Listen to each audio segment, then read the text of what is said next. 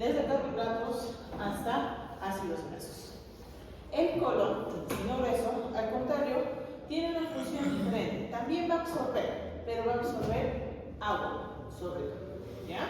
Y permitirá la formación de las heces, que no son otra cosa que desechos que no han sido necesarios absorber. Dentro de las patologías de intestino delgado, tenemos en primer lugar los síndromes de malabsorción, ¿ya? Aquí entra un gran número de patologías. Debemos distinguir qué es una mala absorción y qué es una mala digestión. Muchas patologías gastrointestinales se relacionan a mala digestión, y esto se debe a que hay un déficit en el procesamiento del nutriente. Por ejemplo, déficits enzimáticos de lactasa hacen que la lactosa no se pueda degradar y te genera mayor cantidad de distensión, gases y malestar. En cambio, la mala absorción se degrada todo, pero no se puede absorber y no pasa el nutriente hacia mi sistema circulatorio, ¿ya? La mayoría de las patologías de mala digestión van a estar relacionadas a problemas dentro de la luz intestinal. Por ejemplo, la insuficiencia pancreática exocrina, en la que vamos a tener relacionado a muchas patologías, ¿ya? Sobre todo a pancreatitis crónica, a cáncer de páncreas, que son los principales factores que van a influir en la aparición de esta patología. La mayoría de veces el problema va a estar en la membrana del borde de cepillo de las células intestinales. El intestino delgado es como un peluchito, ¿ya? Se ven muchas vellosidades en la superficie. Entonces, si esto se aplana, hay ulceraciones o algún tipo de lesión a ese nivel, va a generar una mala digestión y muchas veces una mala absorción de nutrientes. Las patologías de mala absorción se van a dividir en tres grupos: aquellas que van a afectar o se van a producir en la fase luminal, o sea, dentro del intestino, en la luz del intestino, y están más relacionadas con el déficit de enzimas, ¿ya? No se va a degradar bien la comida en la luz y esta se va a pasar de frente, entonces no se va a absorber. Luego están las alteraciones que van a estar relacionadas a la absorción en sí a nivel del borde del cepillo. Antes de pasar, vean que existen diferentes patologías relacionadas a la mala absorción. Si hablamos de la hidrólisis de diferentes sustratos como la glucosa, la lactulosa, etc., lo que va a haber es una deficiencia o una inactivación de las enzimas, o en última instancia una liberación inadecuada de las enzimas. ¿Qué más puede haber? Que haya menor concentración de síntesis de sales biliares que nos sirven para degradar los ácidos grasos. Por ejemplo, en la cirrosis no va a producir, y esto va a generar que no se absorban correctamente los ácidos grasos. O alteraciones como la gastritis atrófica, donde vamos a tener un déficit marcado de la vitamina B12 y ácido fólico, ¿ya? También puede haber un aumento del crecimiento bacteriano, y esto va a generar que no se dé correctamente la absorción de los nutrientes. En la fase de la mucosa, el problema está en el borde del cepillo como tal, que puede ser congénito, ¿ya? O adquirido por problemas autoinmunes, como la enfermedad celíaca. Y por último, y menos frecuente, es cuando se da en la fase de posabsorción. O sea, el enterocito absorbió el nutriente, pero algo impide que pase del enterocito al sistema circulatorio.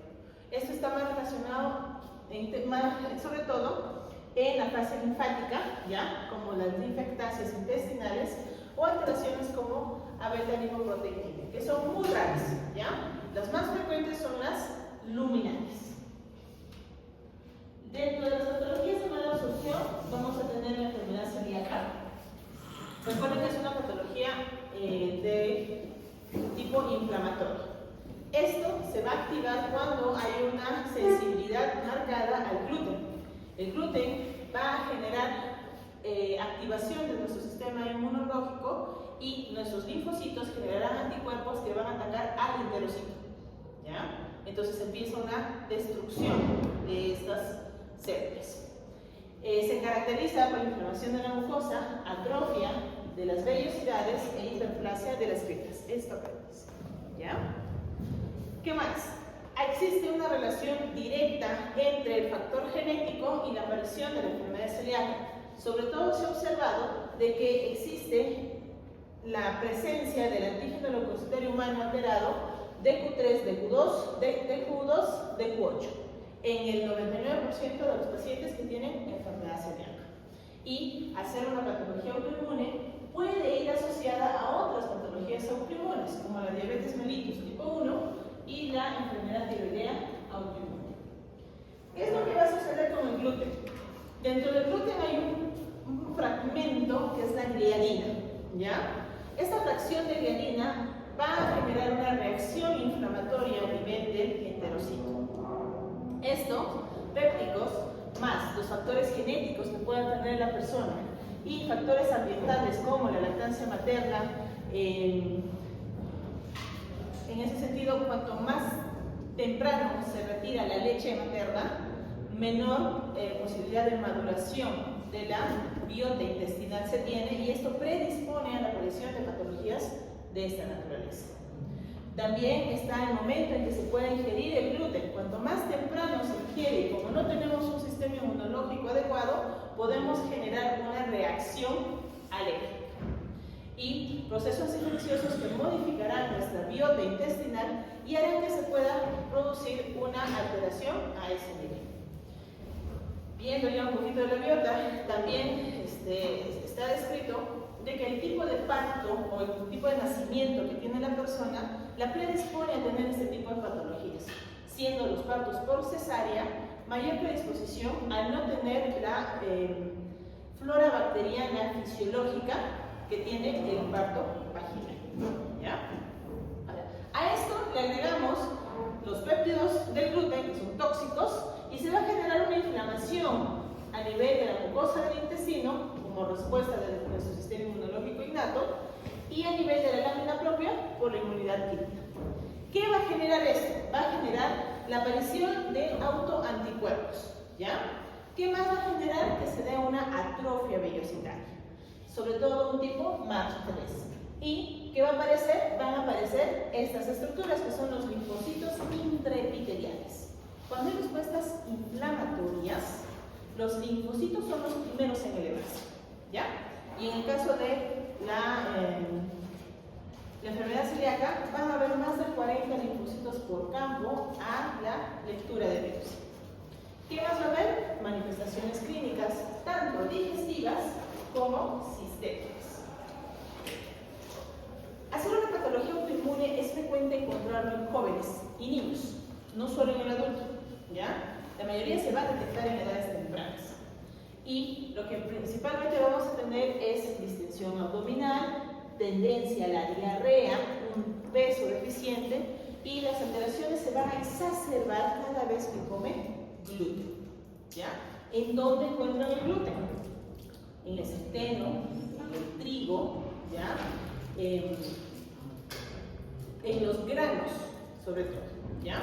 Entonces, la persona se come un pan de trigo y al toque está yendo al baño, ¿ya? Tiene diarreas porque está asociado a la ingesta del componente. Si uno deja de comerlo, los síntomas bajan. En el adulto, ¿qué vamos a encontrar? En primer lugar, diarrea y pérdida de peso inexplicable, porque se va a dar una mala absorción de los nutrientes por la atrofia vellocitaria. ¿Qué más voy a tener? Puede haber náuseas, vómitos, diarrea, y en algunos casos se va al otro extremo y hacen estreñimiento. Pero no solamente va a haber síntomas digestivos, sino sistémicos. ¿Qué puedo encontrar? Puedo encontrar fatiga, puedo encontrar anemia, sobre todo por déficit de hierro, folato y vitamina B12. Puedo tener alteraciones neurológicas como parestesias, cefaleas crónicas o debilidad muscular. En los niños tienden a generarse los déficits de atención, ¿ya? Y es un factor predisponente a la aparición del TDAH. A nivel musculoesquelético se genera mialgias y artralgias, o sea, dolor a nivel del músculo y de las articulaciones, y puede haber incluso fracturas tempranas y tendencia a la osteopenia y a la osteoporosis. ¿Qué más puede haber? En el caso de crecimiento y desarrollo, un estado de infertilidad, más en las mujeres, y alteraciones en el ciclo ovulatorio, ¿ya? Tienden a tener defectos tanto en el crecimiento como peso-talla. Puede haber tendencia a alteración en el esmalte dental, porque no va a haber la absorción adecuada de los nutrientes que aseguren que estos se mantengan adecuados. ¿Cómo hago el diagnóstico? Con el uso de una biopsia y serología. En la serología utilizamos anticuerpos, ¿ya? El primero que se utiliza es el de la antitransglutaminasa tisular, pero también se puede pedir el antiendomicio o el péptido de gliadina de aminasa. En todos los casos, el IgA, ¿ya? Ahora, también se puede pedir lo que es la tipificación del antígeno leucocitario humano DQ2, DQ8. El estudio de esta prueba de DQ2, DQ8 es bastante específica. ¿Qué quiere decir? Si es negativa, no hay enfermedad celíaca, ¿ya? En la biopsia, ¿qué es lo que yo voy a buscar? Atrofia intestinal. El estómago ahí no interesa, va a interesar el intestino. A nivel de la segunda porción del duodeno en adelante, busco vellosidades que estén atrofiadas. Como que hubiera agarrado mi maquinita de afeitar y hubiera pasado por el cepillo, ¿ya? Entonces queda liso. ¿Qué más puede haber? Puede haber fisuras, nodularidad e incluso visualización de la vasculatura, que no debe ser vista en un duodeno sano. Se toman biopsias y con las biopsias se analiza a nivel de la histopatología. ¿Qué voy a buscar ahí? Justamente la atrofia intestinal, ¿ya? Lo normal es tener vellosidades que sean el doble del tamaño de la cripta. La cripta es la parte interna, ¿ya? Cuando hay atrofia, yo voy a tener una disminución del tamaño de la vellosidad y un incremento del tamaño de la cripta. Y en el interior encontraré más de 40 leucocitos intraepiteliales, ¿ya? ¿Qué más se va a ver? Hiperplasia, ¿ya? Entonces, cuanto más severa sea la atrofia, más posibilidades de que se trate de una enfermedad celíaca. De ahí que sale la clasificación MASH para la valoración del daño intestinal. El que es coincidente con la enfermedad celíaca es el MASH 3, en donde voy a tener un borramiento o desaparecen las vellosidades intestinales y se encuentra en la mayoría de los casos de enfermedad celíaca. Pero no debo descartar las otras posibilidades diagnósticas. Los diagnósticos diferenciales para el MASH 3 son sobre todo las alergias alimentarias infantiles, la giardiasis severa y la enfermedad de síndrome postenteritis, que también pueden semejarse a la enfermedad celíaca. Voy a descartarlo con la prueba serológica. Los dos, biopsia y serología, me van a permitir hacer el diagnóstico, ¿ya? Entonces, esto resume más o menos cuál sería el plan de trabajo en caso yo tenga sospecha de paciente con enfermedad celíaca. Si ven, es una combinación entre serología y resultado de biopsia. Y como les decía, el DQ2, DQ8 negativo excluye completamente la enfermedad celíaca. El tratamiento, al ser el gluten el generador de toda la sintomatología, es tener una dieta estricta sin gluten. De ahí que la industria alimentaria ahora tiene productos que te dicen, ¿no? Libre de gluten. Y es obligación de todos los productos alimentarios colocar dentro de sus características si tiene o no componente de gluten, ¿ya? Entonces, ¿qué cereales no tienen gluten? El maíz, el arroz, el trigo sarraceno, que es un tipo de trigo, no es el trigo que nosotros tenemos acá, ¿ya? El amaranto, la quinoa, el mijo y el sorgo. Esos dos últimos son producidos en la zona asiática, no acá. Bueno, acá bien importado, ¿no? Pero no producimos ese tipo de cereales. ¿Qué más es lo que debo hacer? Corregir los déficits que se puedan haber generado, sobre todo los relacionados al hierro, al calcio, folatos, zinc, vitamina D y vitamina B12. Al ser una patología que va a llevarla de por vida la persona, tiene que tener una educación nutricional adecuada para evitar el gluten y tener un seguimiento continuo con un equipo multidisciplinario, donde intervendrá el gastroenterólogo, el nutricionista, el alergólogo para poder tratar, ¿ya? ¿Qué más? Y también el psicólogo, ¿ya? Porque muchas personas entran en estados de ansiedad o depresión por el diagnóstico.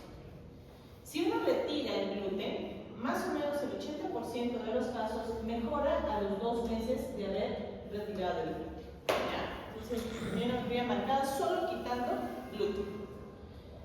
De 4 a 6 semanas posterior al inicio de esta dieta debemos hacer un control de todos aquellos factores que se hayan alterado. Entonces, si ha habido anemia, hemograma, valorar los déficits nutricionales, de B12, ácido fólico, hierro, valoración de la bioquímica hepática, ya que la enfermedad celíaca puede generar elevación de las transaminasas, TGO y TGP. Pruebas serológicas que están acá, que generalmente pueden darse a las 6 semanas o hasta entre los 6 y 12 meses. Volviendo a pedir nuevamente la serología de inmunoglobulinas, las cuales ahora me deben salir negativas, porque ya no está el componente activador de los linfocitos. ¿Preguntas hasta acá? ¿Una persona puede vivir con enfermedad celíaca? Sí. ¿En la actualidad? Sí. ¿Ya? Solamente hay que quitarle todo lo que tenga gluten en su dieta. Es lo principal. ¿Ya? Y se hace endoscopía para valoración de las recuperación de las vellosidades intestinales todavía a entre los 2 a 4 meses posterior al tratamiento. ¿Ya? Eso no va a regenerar al toque, va a demorar. Algunos incluso recomiendan, no es una recomendación alta hacer un control endoscópico porque con la mejoría de la sintomatología se ve la respuesta al tratamiento. ¿Ya? Ahora, otra patología que se encuentra en el intestino delgado es el síndrome de sobrecrecimiento bacteriano. Esta patología generalmente está asociada a otra patología más. ¿Ya? Como pueden ver, su prevalencia está de la mano con la enfermedad celíaca, con la enfermedad de Crohn, con la pancreatitis crónica, con el síndrome intestinal irritable. ¿Y qué es el SIBO o síndrome de sobrecrecimiento bacteriano? Su nombre lo dice, hay un incremento exagerado de cierto tipo de bacterias intestinales, sobre todo las de tipo fermentadoras. Y esta se va a dar porque se rompe el equilibrio que mantiene en concentraciones simbióticas a nuestras bacterias. Y esto se puede dar porque se altera la concentración de ácido gástrico, la producción de enzimas proteolíticas, ya sea pancreáticas o biliares, el peristaltismo se ve afectado o hay una alteración a nivel de la válvula ileocecal que hace que la flora colónica migre hacia el intestino, ¿ya? Que son completamente diferentes. Los tipos de bacterias que tenemos en el intestino son sobre todo los lactobacilos, enterococos y gram positivas. En cambio, en el colon tenemos más E. coli, ¿ya? Tenemos menor concentración de lactobacilos y enterococos. Entonces, al modificarse la flora, genera hinchazón, porque se fermenta más, ¿ya? Entonces, es frecuente que nosotros tengamos en nuestro intestino bacteroides, bifidobacterium, que es el principal, ¿ya? Es el que nos da el equilibrio intestinal, ¿ya? Este nombre no se olviden, ¿por qué? Porque depende de eso para nosotros dar probióticos. Como sabemos que hay mayor concentración de bifidobacterios, el probiótico que administremos, si es que se administra, debe llevar bifidobacterium, ¿ya? Más que todo eso. ¿Qué más tenemos? Clostridium, Eubacterium, los Faecalibacterium, pero también vamos a tener levaduras y bacterias lácticas, pero en menor concentración. El problema es que cuando se da esta disbiosis o una alteración en el equilibrio de las concentraciones de bacterias, empieza a darse el proceso de fermentación de los carbohidratos.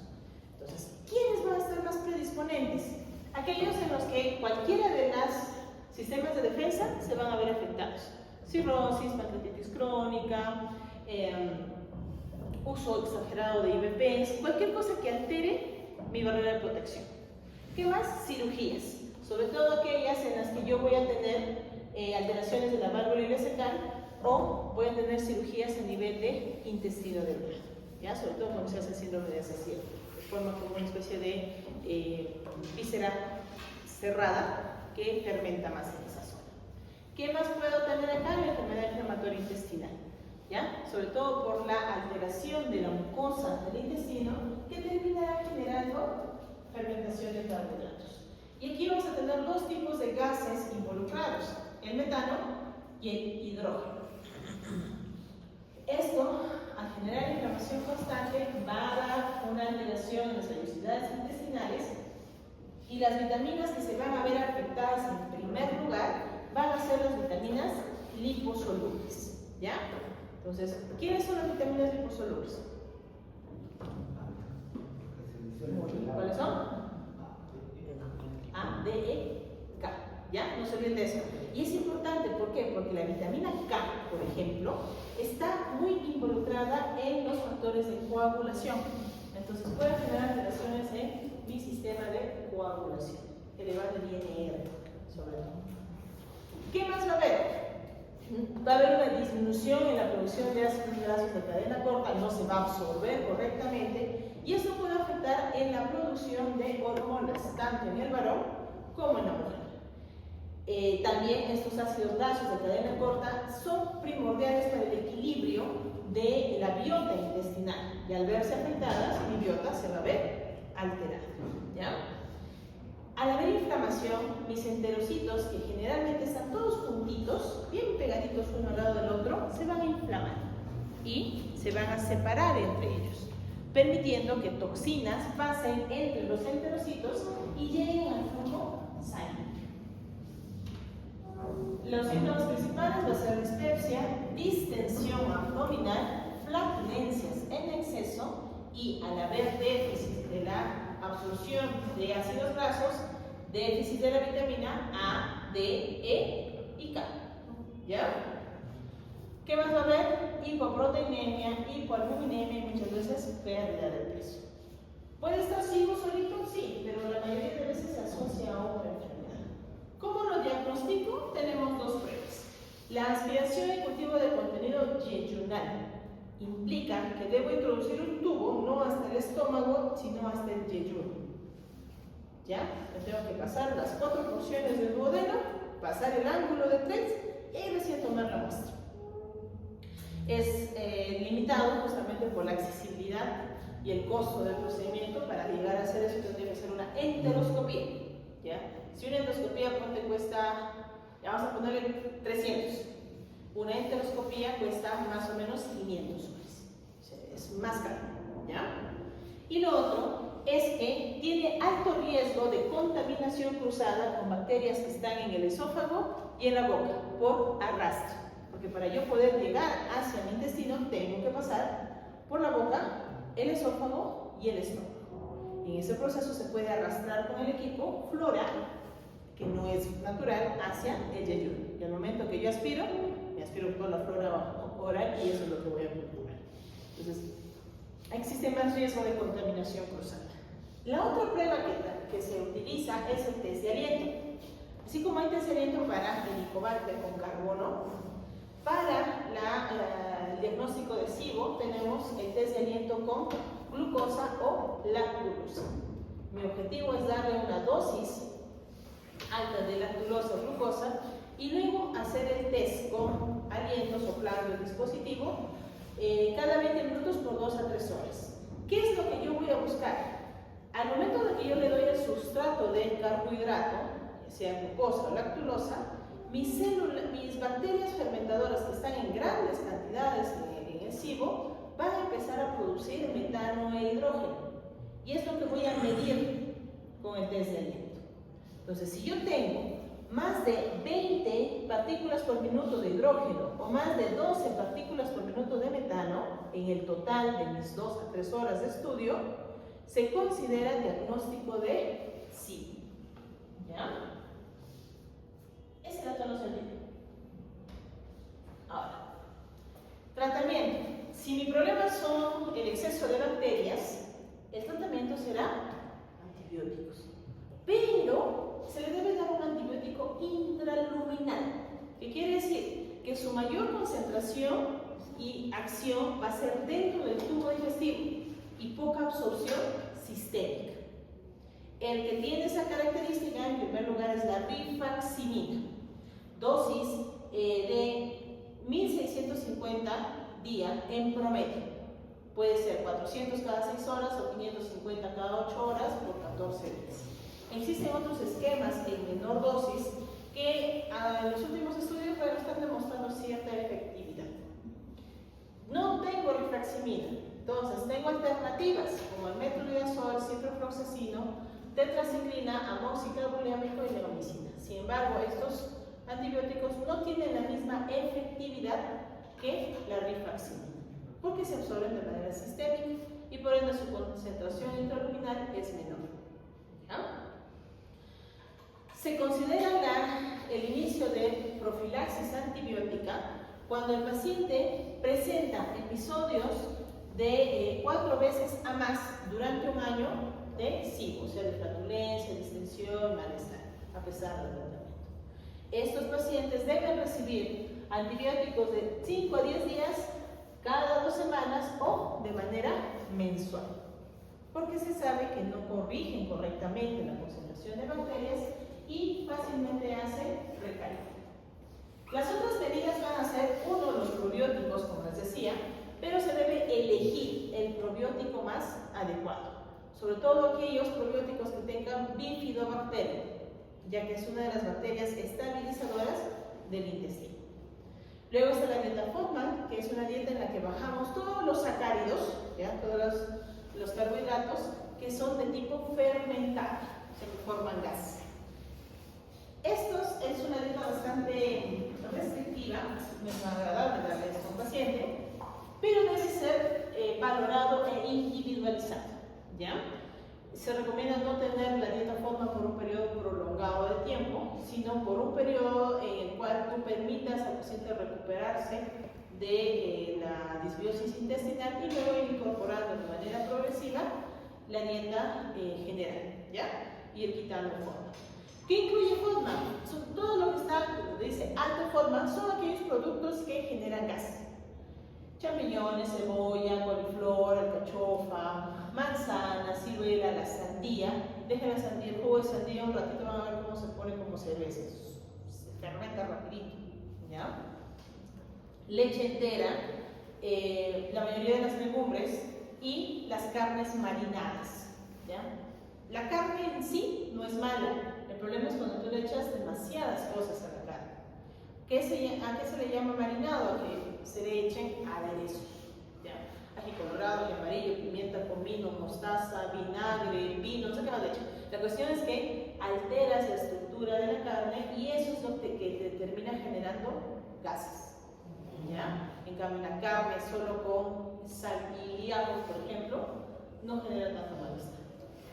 ¿Qué más? Jarabe de maíz, pistachos, el trigo, el centeno y la cebada, que por tener concentraciones de gluten también pueden generar inflamación.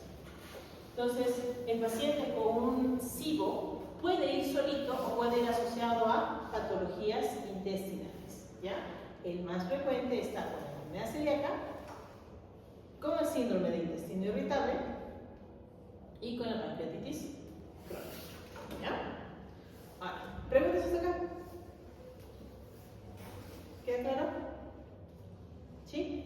Bien. Ahora, el síndrome de intestino irritable, al igual que la enfermedad por reflujo, ha ido incrementándose en los últimos años. ¿Qué es el síndrome de intestino irritable? Es sobre todo la presencia de molestias o disconfort o dolor abdominal asociado a las deposiciones. ¿Ya? Esa es la palabra clave. Asociado a las deposiciones. No van solitos. ¿Ya? Y es más frecuente en mujeres, puede afectar el estado general del paciente y su fisiopatología se explica con un desequilibrio en el eje cerebro-intestino. ¿Qué quiere decir? Que nuestros neuromoduladores intestinales se van a ver afectados. Sobre todo, ¿por qué? qué? Porque durante procesos en los que hay una hiperestimulación cerebral por el estrés, la depresión o la ansiedad, va a generar estados de hipervigilancia, deterioro del eje hipotálamo, hipófisis, adeno,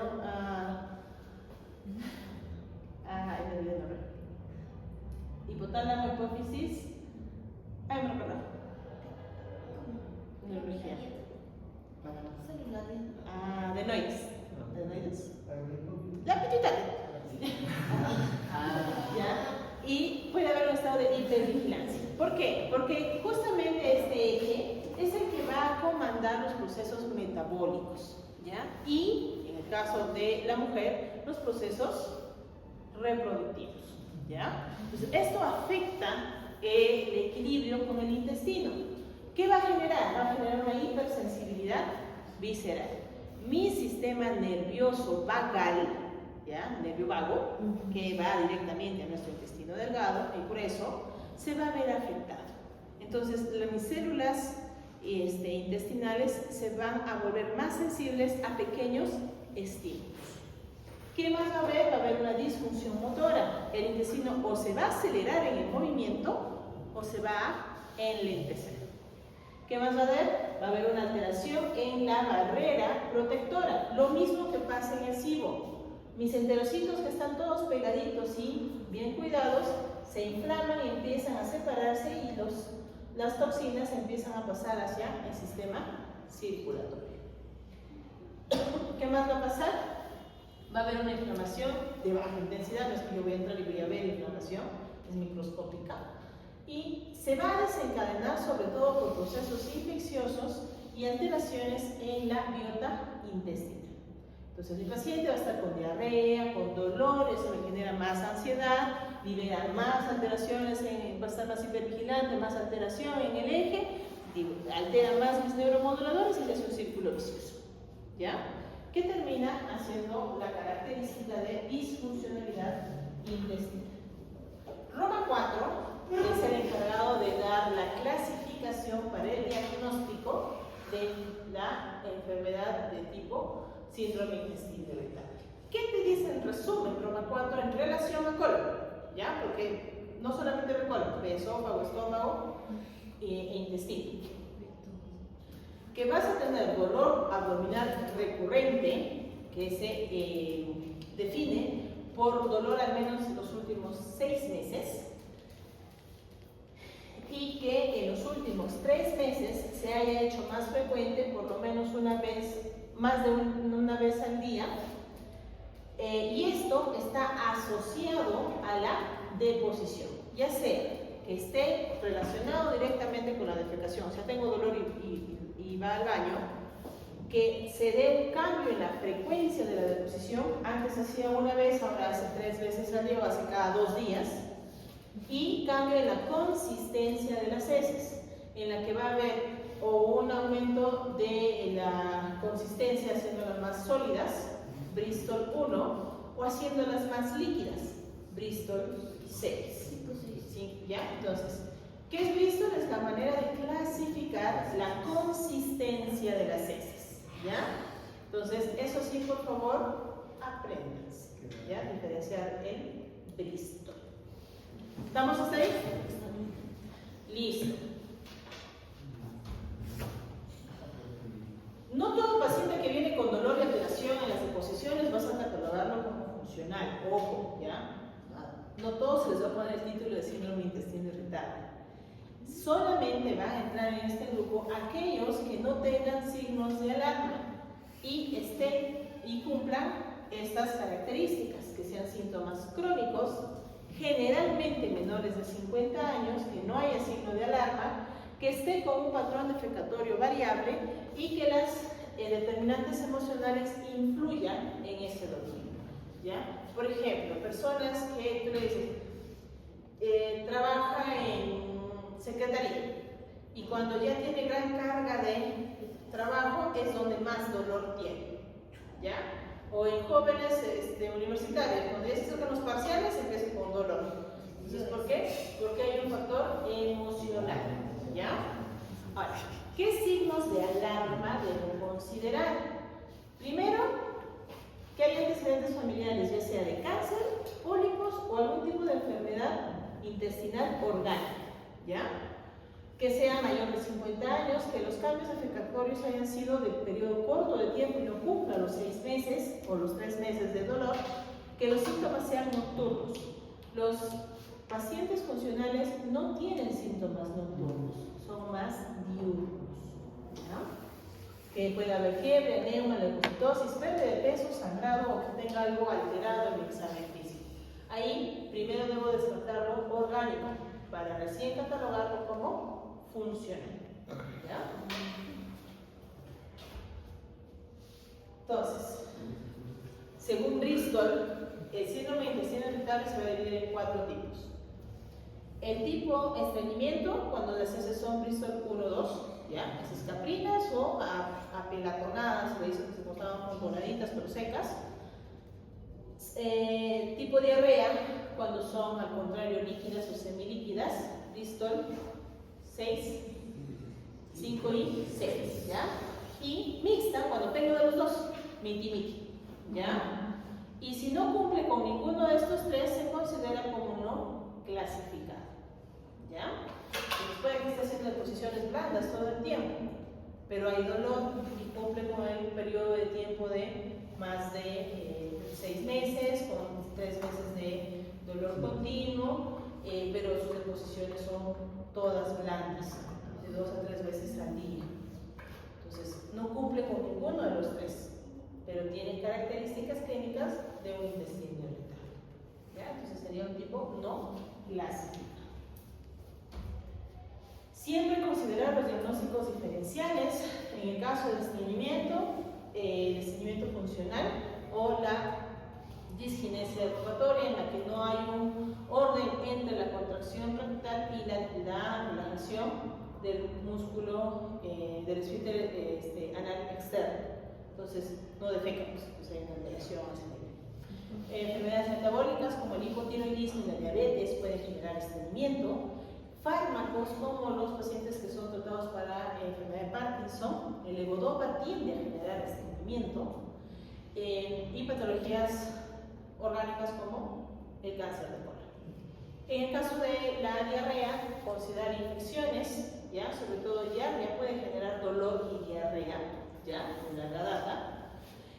Fármacos como por ejemplo el bisacodilo, que estimula la producción de deposiciones, la claritromicina, que también puede generar diarreas, síndromes de malabsorción intestinal o de enfermedad celíaca o de enfermedad inflamatoria intestinal o algún tipo de colitis microscópica que pueden también generar diarrea,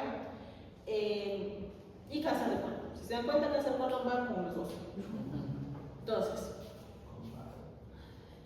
si yo tengo sospecha de algún diagnóstico diferencial, debo descartar, ya sea con pruebas serológicas o con colonoscopia.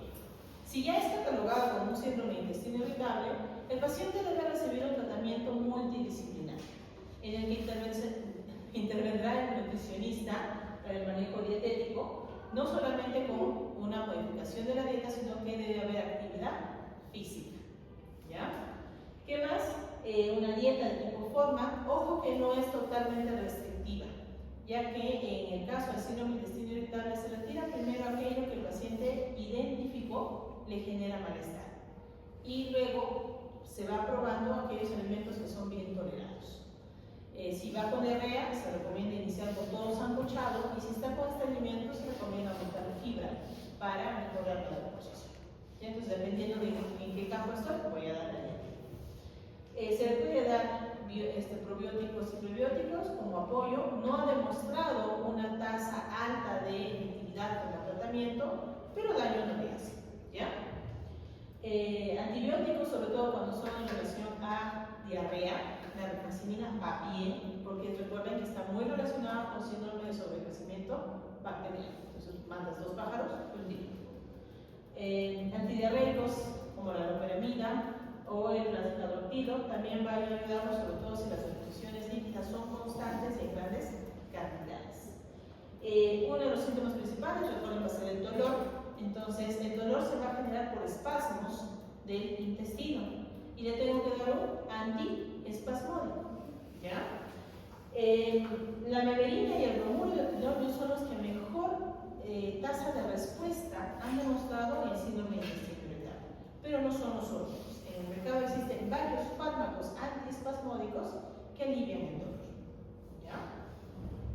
Los serotoninérgicos sobre todo están relacionados a diarrea y ablandadores fecales que van a estar usados en estreñimiento. Aquí ustedes tienen dos principales, el polietilenglicol y la lactulosa. Si el paciente tiende a generar gases, no le den lactulosa, denle polietilenglicol.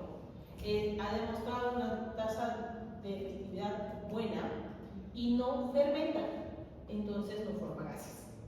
¿Ya? Aparte que es un ablandador de heces suave y no lleva a la diarrea con facilidad, control. Y como el problema también está en el eje cerebro-intestino, se requiere de terapia psicológica y psicofármacos para ayudar a contrarrestar si es que existen síntomas. Por ejemplo, los antidepresivos tricíclicos son mejor utilizados, tienen mejor efecto cuando se trata de una diarrea, pero los inhibidores de la recaptación de la serotonina van mejor con el estreñimiento. ¿Ya? Hasta aquí. ¿Preguntas?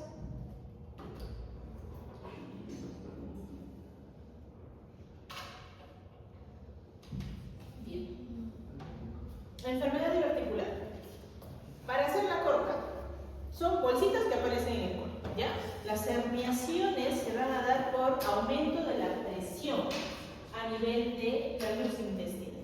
Y lo que va a hacer es como si han visto esas llantas que le salen un montón de chupones por todos lados, lo mismo, ¿ya? Aumenta la presión adentro, en las zonas débiles del colon van a protruir las herniaciones hacia afuera y pueden involucrar a la mucosa y a la submucosa. Viene de todos los tamaños, puede darse en todo el colon, es más frecuente en sigmoides, ¿ya? Es el primer segmento intestinal que se va a ver comprometido, pero en el colon derecho se consideran verdaderos porque se hernian todas las capas, ¿ya? Porque es más delgado, el colon derecho es más delgado que el colon izquierdo. Por eso que hay más riesgo de perforación en el derecho que en el izquierdo, ¿ya?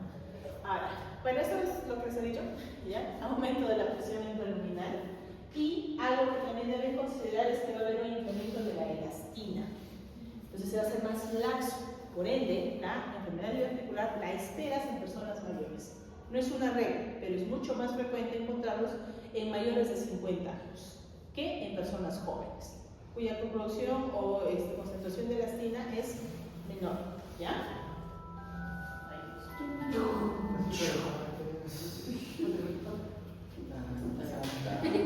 Ahora, los divertículos se van a dividir en dos tipos. Asintomáticos, la persona vive con su divertículo y nunca se enteró que tuvo divertículo, ¿ya? Porque no le da molestias. Y los sintomáticos, en los que vas a tener visto por endoscopía, colitis entre los divertículos, síntomas que no sean severos por la diverticulosis, ¿ya? Sobre todo dolor en fosa ilíaca izquierda y diverticulitis. Entonces aquí el divertículo se inflamó, ¿ya? Y puede darse de manera no complicada, solamente hay dolor, haces dieta, manejo del dolor y ahí quedó, o puede complicarse.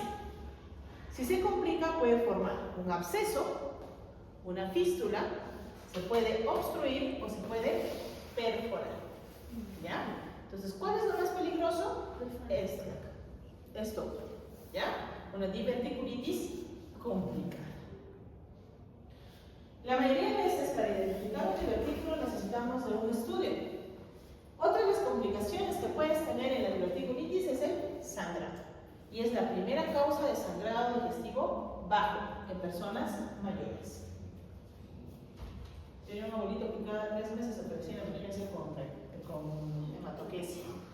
Y ya al final le tuvieron que sacar un cemento el cuerpo.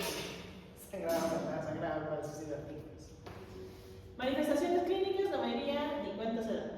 Pero los que tienen síntomas van a ser entre el 20 y 30%. la característica principal de los divertículos es el dolor, sobre todo en el lado izquierdo. Si ya hay diverticulitis, puede haber fiebre, irritación peritoneal y con ella náuseas, vómitos, cambios en la disposición o simplemente no hacer disposiciones o sangrado. Tu principal diagnóstico diferencial es el síndrome de intestino irritable, sobre todo por la presencia del dolor, ¿ya? Y la alteración en las reposiciones. Es más frecuente los divertículos en pacientes estreñidos, ¿ya? ¿Cómo vamos a diferenciarlo? La edad es muy diferente. Intestino irritable en jóvenes, diverticulitis en enfermedad diverticular mayores, de 60 años a más, ¿ya? A partir de los 40 en realidad, pero del 60 para adelante encuentras más frecuente. Síndrome de intestino irritable, los periodos de dolor son bien cortos, o sea, cada 2 días, a la semana 2 veces. En cambio, en la enfermedad diverticular son periodos mucho más largos, meses e incluso años en los que puede aparecer un dolor, porque va a aparecer dolor solo si se inflama, ¿ya? Y hay antecedente de enfermedad diverticular. Estos son los divertículos, específicos los ningún topo va a salir por acá, ¿ya? Entonces, ¿cómo yo hago el diagnóstico? 2 maneras. Videoendoscopía, o sea, se le hace una endoscopía por N razones, generalmente es por PB no positivo, y se encuentran divertículos. Cuando no están inflamados y son solo un hallazgo, se utiliza la clasificación DIC, ¿ya? Que me permite diferenciarlo en 3 grupos y ver si existe o no una severidad, siendo DICA 1 leve, DICA 2 moderado y DICA 3 severo.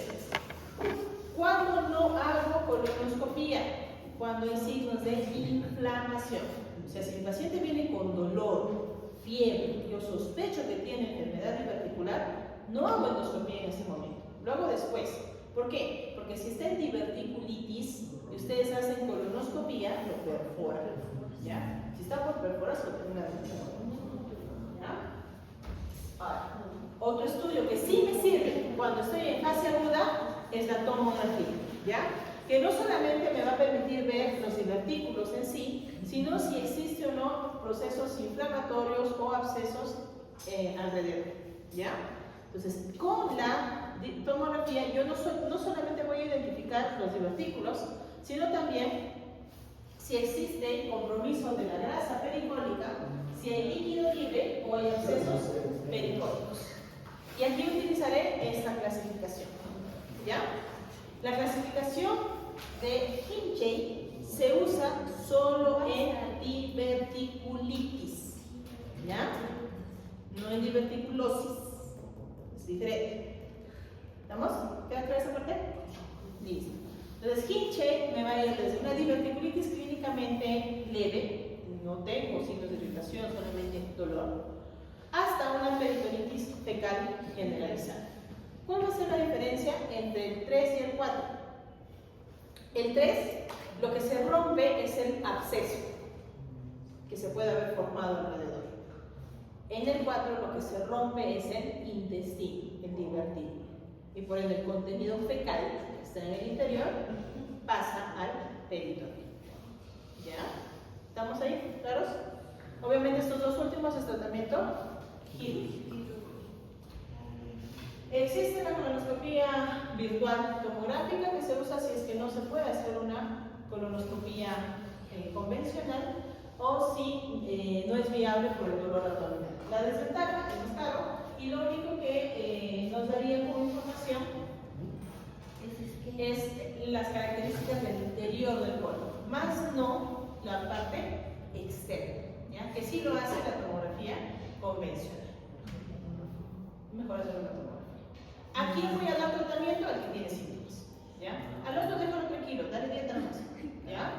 Y indícale que no coma eso, simplemente. ¿Cuándo doy antibióticos? Cuando hay una diverticulitis complicada y tenga signos de infección, ¿ya? ¿Y en qué otro grupo voy a dar? En aquellos que sobre todo tengan inmunosupresión, tengan comorbilidades como diabetes mellitus o uso de corticoides, que el PCR inicial sea más de 140 o mis leucocitos más de 15.000. Este grupo sí o sí se hospitaliza y recibe antibióticos, ¿ya? ¿Y qué antibióticos le voy a dar? Antibióticos de amplio espectro. ¿Por qué? Porque yo tengo gram positivos y anaerobios gram negativos en la flora del colon, ¿ya? Entonces, ¿qué le vas a dar? Aquí les dejo toda una lista, ¿ya? Wow. En resumen, le das uno de los antibióticos más metronidazol. Cefalosporina más metro. Trimetoprim más metro. Cipro más metro, que es el más clásico de utilizar, ¿ya? Entonces, no olviden, cuando es intestino, metronidazol, ¿ya? Así como dice, fiebre, ganador.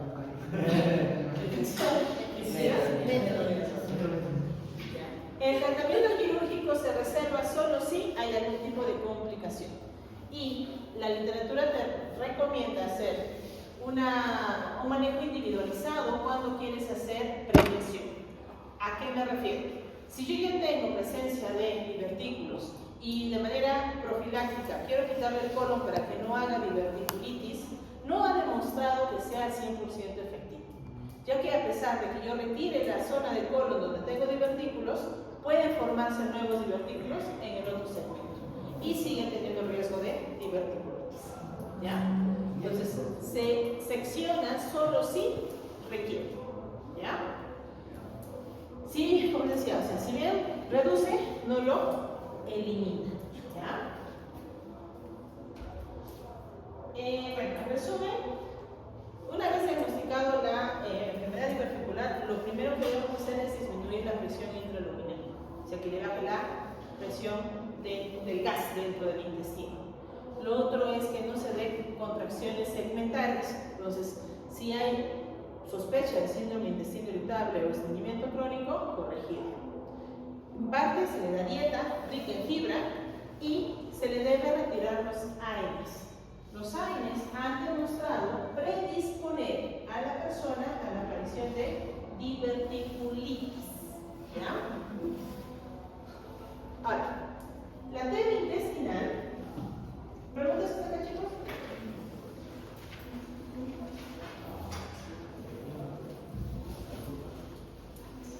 Es una enfermedad granulomatosa crónica.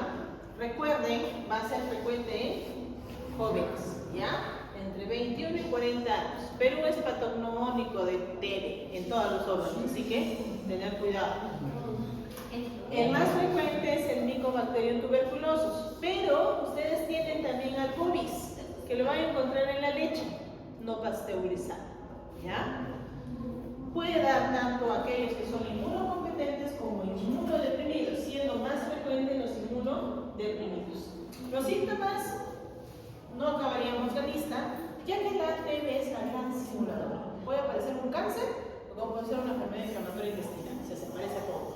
¿Ya? Entonces, ¿en quiénes vas a sospechar? Cuando la sintomatología sea muy marcada, sobre todo relacionada a diarrea con sangre, ¿ya? Porque tienen ulceraciones en el intestino, o que exista dolor o masa a nivel abdominal, asociado a los síntomas clásicos de una TB. Por ejemplo, que tengan tendencia a hiporexia, baja de peso, sudoración vespertina, que son síntomas muy relacionados a la infección por TB, ¿ya?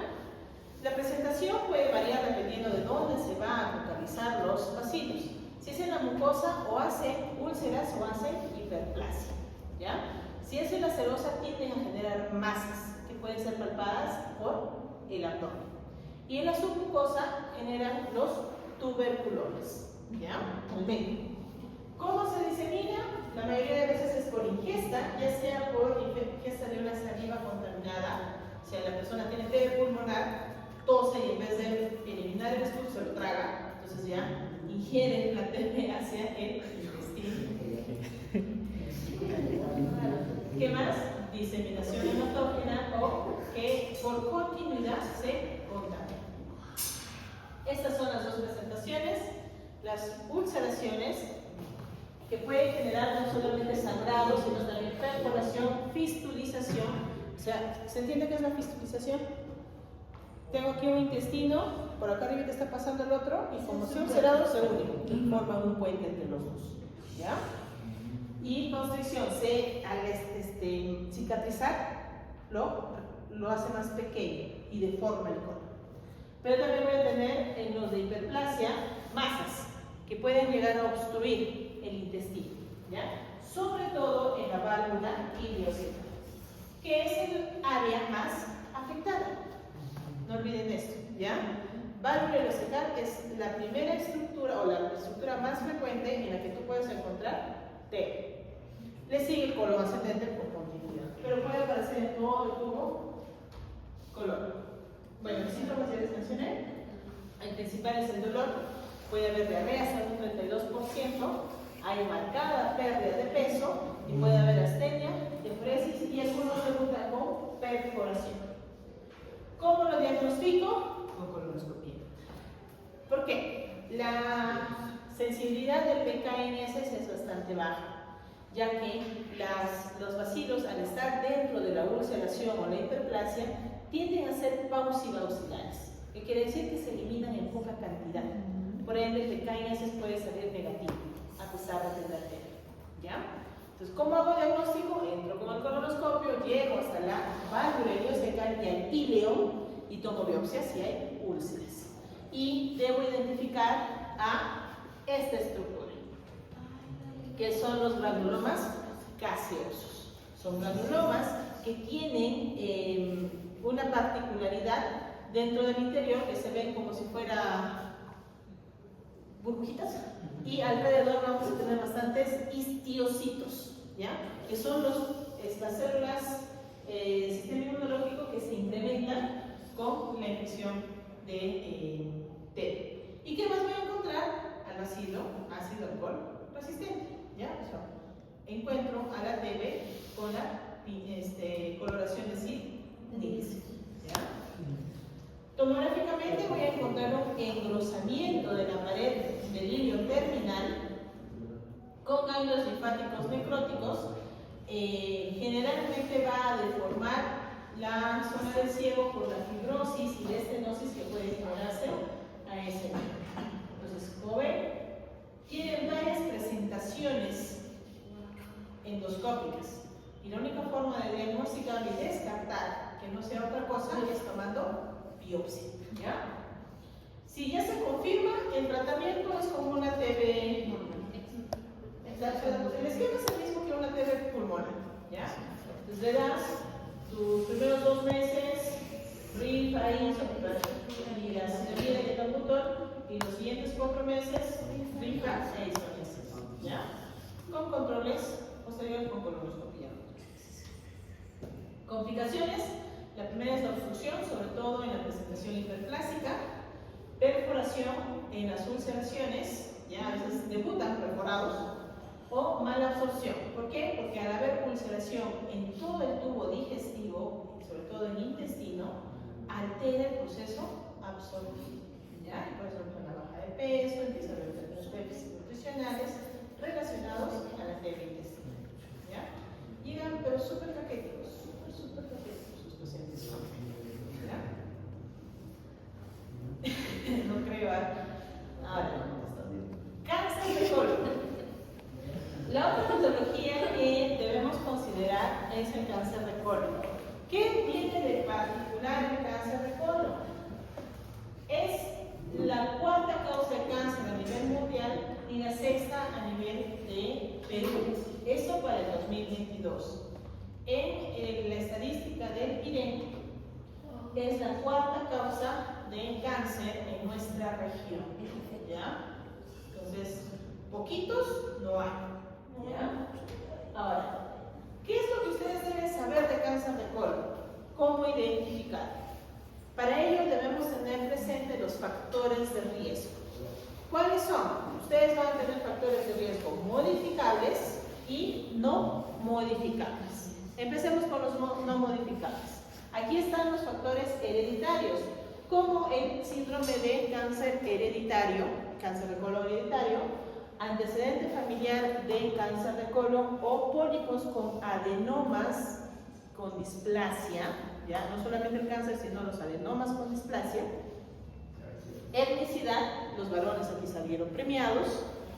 Diabetes e enfermedad inflamatoria intestinal. Estos son los no modificables que afectan o predisponen a la aparición de cáncer. Pero también existen aquellos factores que nos van a disminuir el riesgo de que aparezca el cáncer. ¿Cómo cuáles? En el caso de la mujer, las hormonas, ¿cómo?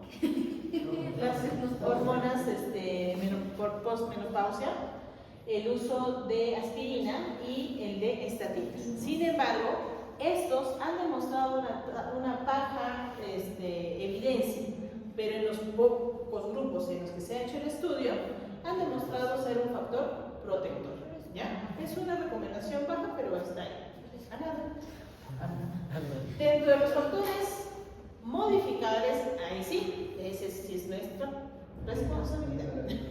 ¿Qué está? Sobre todo el cigarro. ¿Ya? Cigarro, alcohol, carne roja procesada, poca ingesta de vegetales y frutas y el sobrepeso y la obesidad.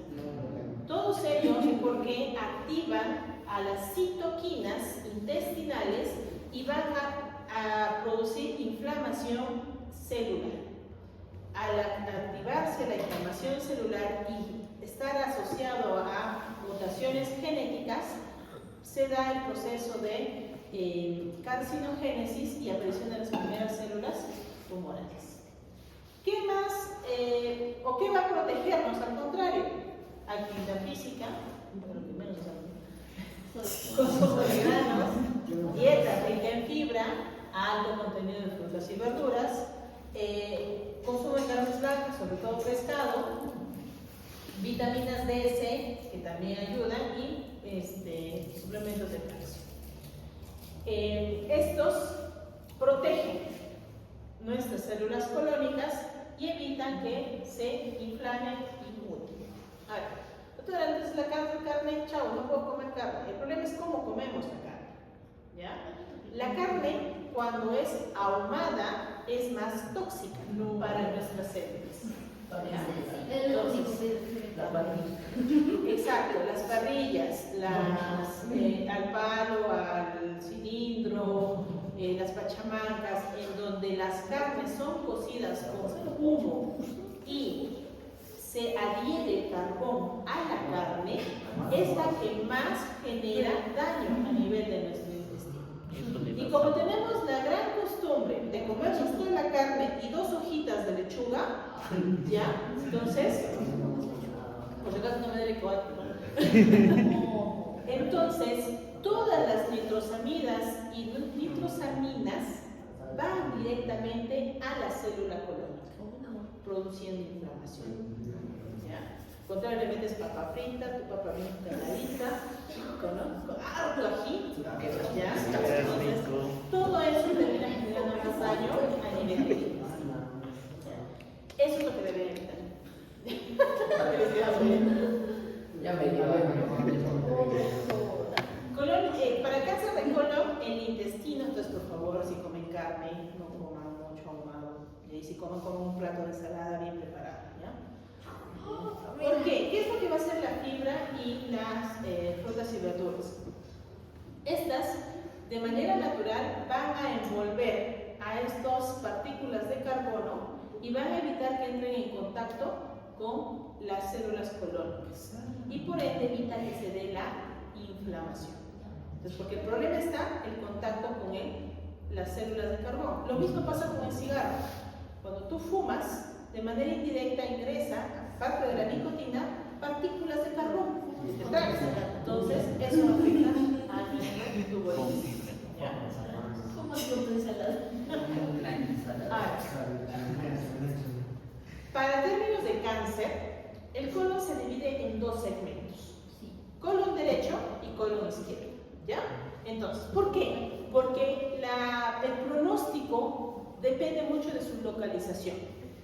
El colon derecho tiene peor pronóstico. Son cánceres más agresivos porque tienen mayor cantidad de mutaciones genéticas celulares. ¿Ya? y están más relacionadas con patologías tipo sésiles aserradas, o sea, son grandes, extensas, cuya característica celular es muy desordenada. Por ende, tienen más inestabilidad microsatelital, más riesgo de metástasis y de progresión rápida. Lo malo es que es más frecuente en las mujeres. En cambio, el colon izquierdo es de mejor pronóstico porque tiene menos mutaciones genéticas, ¿ya? Y su detección tiende a ser más temprana que en el caso del colon derecho. ¿Por qué? Porque la mayoría de los tumores colónicos o sangran o producen obstrucción en el lado izquierdo. Entonces se detectan más rápido. En cambio, en el derecho son más lentos y a veces solamente tienen un TBN positivo, ¿ya? Y está una masa a ese nivel. Como la deposición en el colon derecho llega líquida, o sea, del ilio al colon derecho va a pasar líquido, pasa tranquilo, no obstruye. En cambio aquí ya está más sólido y si ya está cerrándose, va a generar signos de obstrucción, ¿ya? Por eso se detecta más rápido. ¿Estamos? Ahora, dentro de las alteraciones genéticas, con las que más debemos tener cuidado son las que tienen el KRAS, ¿ya? KRAS, recuerden, también se aparece en cáncer gástrico, ¿ya? Y es la que tiene más inestabilidad elevada. El 70% de los cánceres son de nuevo. ¿Qué quiere decir? No tienen un antecedente familiar para que aparezca, ¿ya? Pero de entre el 25 y el 30% de los cánceres, aparte de tener el antecedente familiar, están muy relacionados con lesiones cerradas. ¿Qué son las lesiones cerradas? Son estas. Son alargadas y tienen forma de serruchito. Por eso se les llama cerradas, ¿ya? Estas tienen mayor predisposición a defectos de reparación y tienen más inestabilidad microsatelital. Aparecen más en colon derecho. Y para formar el carcinoma. Lo bueno es que la mayoría es de tipo adenoma. El 80% de los cánceres van a ser de un adenoma, ¿ya? El adenoma va a tener también alteraciones en el proceso de replicación, pero va a ser más estable que el aserrado, ¿ya? Por ende, me da un poquito más de tiempo para poder tratar y responder bien a la terapia. Los signos clínicos, la mayoría, como siempre, son asintomáticos, pero cuando ya hay síntomas puede haber alteraciones en la evacuación, por eso, mayor de 40 años, con alteraciones recientes de las deposiciones, recomiendo color. Hay baja de peso, dolor abdominal, puede haber sangre o glutenosis positiva, anemia inexplicable o masa palpable. En cáncer de colon, el diagnóstico lo voy a hacer con colonoscopía, pero también debo hacer el estadiático, el TNM. En caso de cáncer de colon, nosotros vamos a tener 3 grupos de riesgo a los que debemos tener cuidado. ¿Quiénes son? Aquellos que tienen antecedente familiar de poliposis, adenomatosa familiar, síndrome de Lynch o patologías de enfermedad inflamatoria intestinal. Estos pacientes entran en tamizajes programados. Cada 10 años previos al diagnóstico del familiar más joven en caso de cáncer y 8 años después del diagnóstico de la enfermedad inflamatoria intestinal. Porque esta enfermedad inflamatoria intestinal, como vamos a ver, altera la estructura celular y predispone a mutaciones de tipo tumoral. El otro grupo son aquellos que tienen o antecedente personal de adenomas tubulares sobre todo, o que tuvieron cáncer previo, ¿ya? O tienen un familiar que haya tenido cáncer de colon o pólipos adenomatosos. Entonces, este grupo, igual, 10 años antes del diagnóstico más joven, y si en caso fue operado, por ejemplo, por una obstrucción intestinal, sacaron un segmento y no se pudo observar el resto de colon, más o menos en el tercer o sexto mes posterior a la cirugía, se debe hacer la revisión del colon que faltó revisar. ¿Por qué? Lo que voy a buscar son pólipos, ¿ya? mi objetivo es sacar todos los pólipos posibles para que no se conviertan en cáncer. ¿Ya? Y todos los demás estamos en este grupo. Toda la población en general que tenga algún tipo de factor de riesgo leve entra en controles. ¿Ya? Se recomienda que toda persona mayor de 50 años en nuestra población, consideramos 45 años, se realice al menos una vez en su vida una colonoscopia de tamizaje. ¿Ya? Pero a partir de los 45 no tan jóvenes. ¿Ya? A menos que tengas un familiar, ponte que tu familiar tuvo cáncer de colon a los 40 años. Menos 10, 30. Entonces el tamizaje empieza a los 30 años. ¿Ya? Varía dependiendo de qué, si tengo o no alguna cuestión. ¿A qué edad debo empezar? 45 años. ¿Cómo hago el tamizaje o diagnóstico de cáncer de colon? Ya sea con pruebas de heces, de heces o colonoscopia. ¿Cuándo dejo de hacer tamizaje? Cuando tiene más de 76 años. ¿Ya? Entre los 76 y 85 se valora si tiene o no algún tipo de factor de riesgo y su estado general. Si es mi abuelito está con insuficiencia cardíaca, con estenosis severa de la aorta, está hasta el perno, no le voy a hacer colonoscopia porque se va a ir más fácil por el problema cardíaco que por el cáncer. ¿Ya? Entonces se valora el momento de hacer colonoscopia. En mayores de 76 años se hace colonoscopia solo si tiene signos de alta sospecha de cáncer de colon. Donde a pesar de hacer síntomas, le hago una tomografía y encuentro una masa colónica, tengo que entrar a hacer colonoscopia. Si no, ¿ya? Si solo está tamizaje, solo hasta los 75 años. En mayores de 85 años ya no se recomienda hacer tamizaje, solo se ingresa a colonoscopia si se tiene certeza de diagnóstico de cáncer. ¿Ya? ¿Por qué? Porque mi objetivo va a ser buscar estos chiquitos, bien bonitos, pólipos. ¿Ya?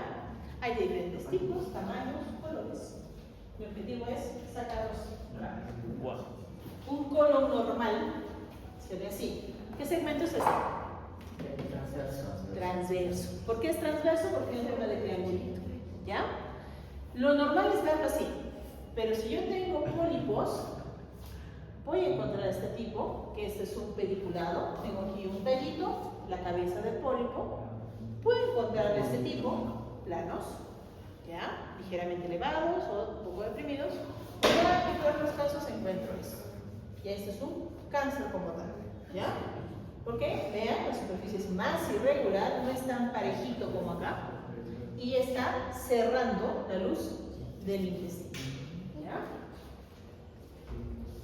La prueba en heces es un estudio sencillo. Tenemos dos tipos en nuestro país. En el estado tenemos el primero, que es el de Guayacol. Su sensibilidad es baja, pero su especificidad es alta. ¿Qué quiere decir? Si sale negativo, es negativo. Pero si sale positivo, hay que confirmar. ¿Ya? Requiere de una dieta especial, ya que reacciona con el hierro. Y puede, si me como una buena parrillada gaucha con morcilla, chorizo, mi pedazo de carne, y me hago término al día siguiente, va a salir positivo. ¿Ya? Por ende, se tiene que hacer una dieta especial baja en hierro. ¿Ya? Y luego está la prueba de inmunoquímica fecal. Esta prueba es más sensible, o sea, su sensibilidad y especificidad es mucho mejor. ¿Por qué? Porque detecta específicamente sangre humana, hemoglobina. ¿Ya? Y es diagnóstica cuando su hemoglobina es más de 10 microgramos por gramo de heces evaluado. ¿Ya? Lo malo es que no hay evidencia. Cuesta. Entonces no pueden hacer de manera particular. En Chile y Ecuador ya tiene incorporado dentro de su programa de mensaje nacional la inmunoquímica fecal. Entonces falta que nuestro país pueda desarrollar esto. ¿Cuánto cuesta? Exacto, no sé, pero está entre 50 y 100 más o menos. Y el otro es el de América. ¿Cuál? ¿La inmunoquímica fecal? El de Eso está en 30, pero 30, 15. En el mío se sabe más, pues, Solo más y dejas.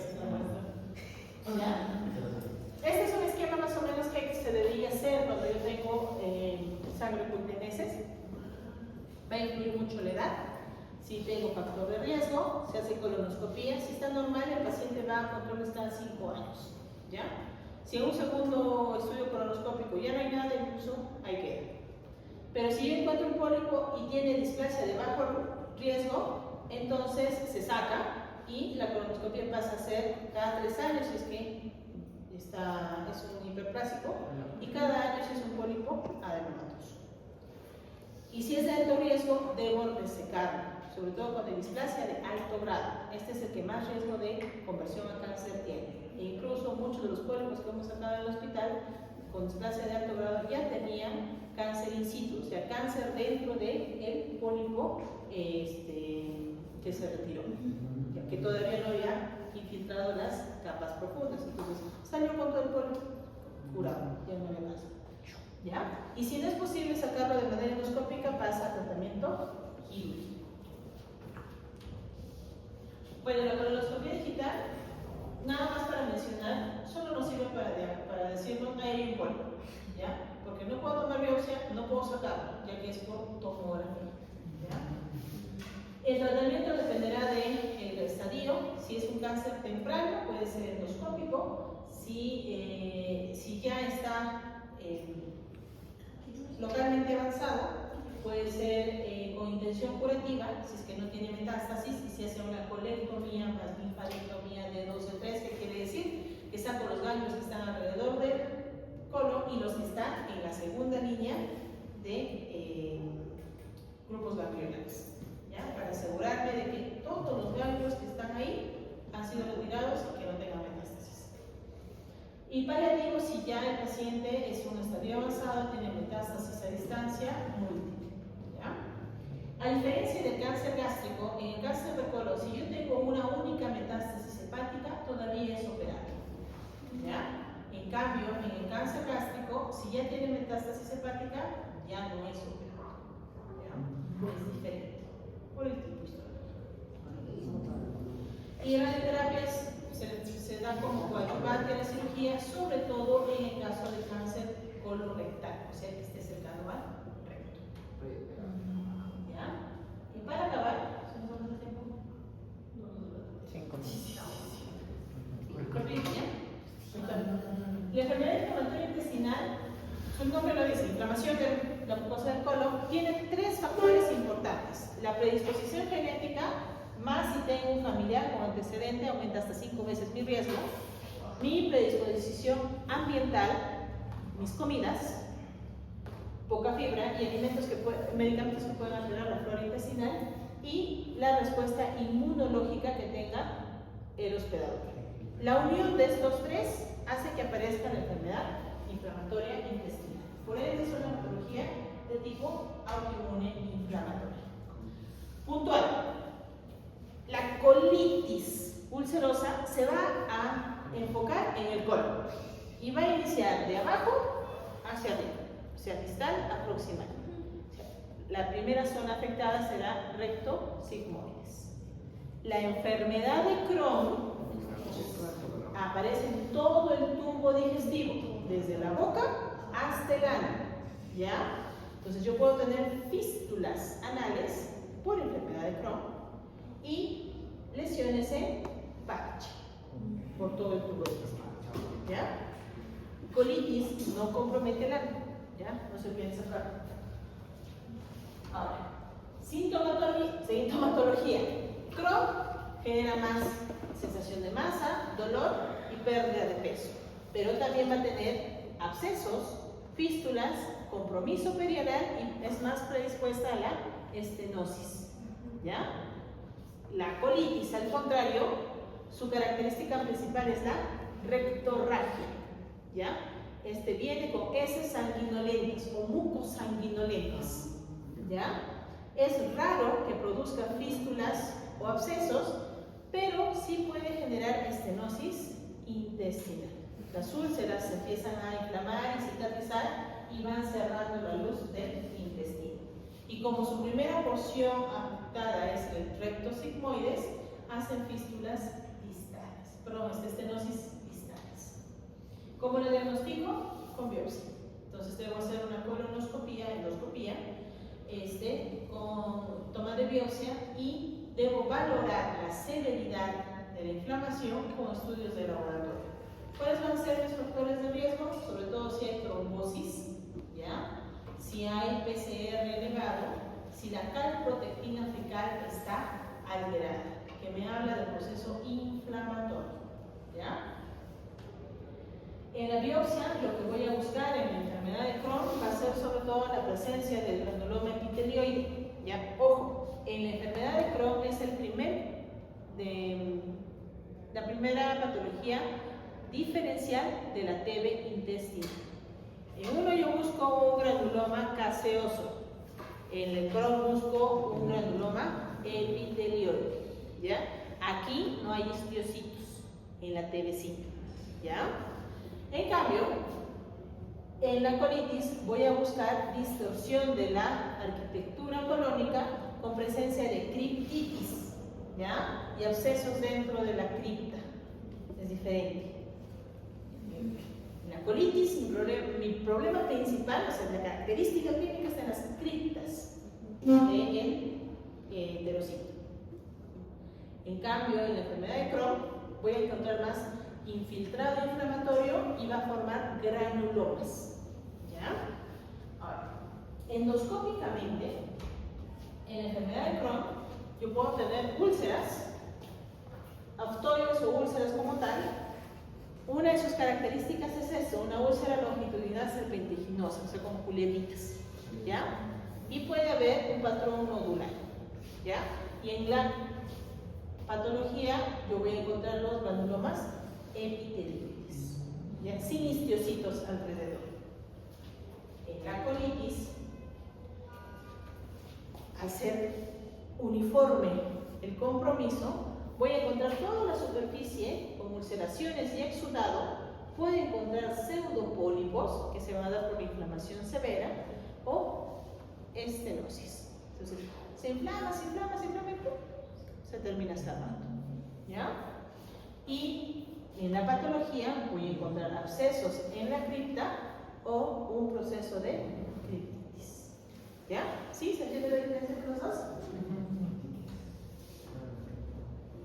Existen varios scores que me van a permitir definir el grado de severidad de la enfermedad de Crohn y de la colitis ulcerativa, y dependiendo de eso yo voy a dar tratamiento, ¿ya?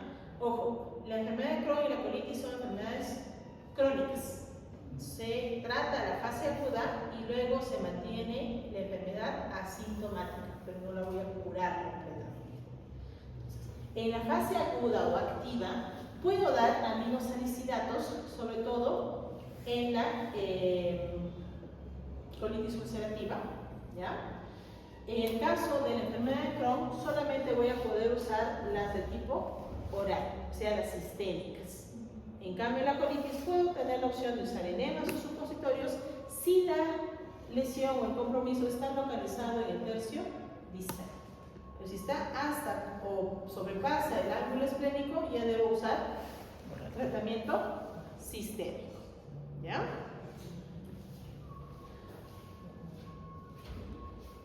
¿Qué más le puedo dar? Corticoides, ¿ya? La hidrocortisona en enema se usa bastante en colitis ulcerativa y los corticoides pueden ser usados también en la enfermedad de Crohn en la fase activa, más no en la fase en el mantenimiento, ¿ya? Y por último están los medicamentos inmunomoduladores o biológicos, que es lo que más se está tratando de estudiar y utilizar en la actualidad. Aquí entran, por ejemplo, la acitropina, el metotrexate, que lo que van a hacer es contrarrestar el proceso inflamatorio que se da en el paciente, tanto como tratamiento de la fase activa como parte del mantenimiento, ¿ya? Hablar de enfermedad de Crohn y colitis ulcerativa es bastante amplio, pero de verdad que me falta tiempo con lo que es intestino delgado y grueso. Entonces, lo que sí les voy a pedir es que lean, ¿ya? Por favor, la parte de, en el caso de enfermedad de Crohn, el diagnóstico, ¿ya? ¿Cómo lo diagnostico? Las diferencias de diagnóstico. ¿Ya más? Doctora, Ay, no se lo olvidó. El martes. Sí, porque viene a Doctora, en el tratamiento, ¿cuál era el tratamiento sistémico? Ahí me perdí. ¿De cuál? De... Ajá. Puedes usar, depende. Si son leves, puedes usar los aminosalicilatos, ya sea en Crohn o en colitis. Ya, pero en Crohn solo puedes usar los aminosalicilatos sistémicos, o sea, orales. Ya, porque en la enfermedad de Crohn no vas a tener un área específica de compromiso. Puede estar en varios segmentos, en parche. Entonces, para el Crohn se usa el tratamiento oral. Oral. Ajá. ¿Cuál era su problema?